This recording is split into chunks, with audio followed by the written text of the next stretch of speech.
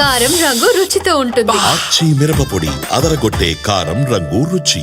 భిక్షాటన చేసే భిక్ష పైన కూడా ఒక ఏమీ తెలివైనటువంటి మామూలు వ్యక్తి కూడా వాళ్ళ భార్యతో మాట్లాడాలన్నా ఇద్దరు భార్యాభర్తల ఫోన్లైన మూర్ఖులు వీళ్ళు, చండాలులు, నీచ మనుషులు వీళ్ళు. ఎవడన్నా భార్యాభర్తల ఫోన్ వింటారా అన్న ఎవడన్నా? ఇంత సిగ్గుమాల కుటుంబం వీళ్ళది. కేసీఆర్ కొడుకు దరిద్రులు వీళ్ళు. ఎవరైనా తెలంగాణ రాష్ట్రంలో కేసీఆర్ ప్రభుత్వం ఉన్నప్పుడు ఎవ్వరు కూడా నార్మల్ కాళ్ళు మాట్లాడుకోలే. ఎవరైనా మామూలు బిచ్చపులు అడిగినా కూడా, ఆటో కార్మికులు అడిగినా కూడా, అబ్బో సార్ కేసీఆర్ ఫోన్ ఇంటర్నట అందుకే వాట్సాప్ కాల్ మాట్లాడుతున్నారు సార్ అంటుండే. ఇది కామన్ అయిపోయింది. ఇది ఎవ్వరు కూడా మాట్లాడుకోలే, అందరికి తెలిసిపోయింది.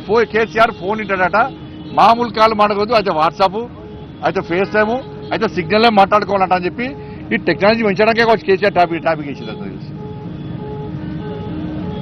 అంటే ఇంత ఘోరమైన పరిస్థితి ఆ రోజు కేసీఆర్ ప్రభుత్వ హయాంలో ఉండే.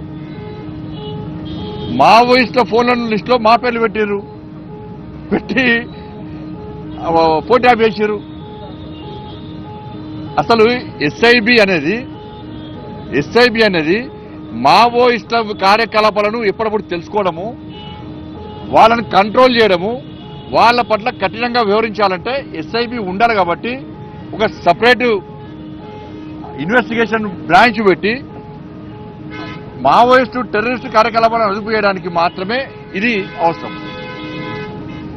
దాన్ని పెట్టుకొని వీళ్ళు ఏది పడుతుంది ఫోన్ ట్యాప్ చేయడమే. వేలాది ఫోన్లు, ఆ లిస్ట్ చూస్తే నేను ఆశ్చర్యపోయినా. వేలాది ఫోన్లు,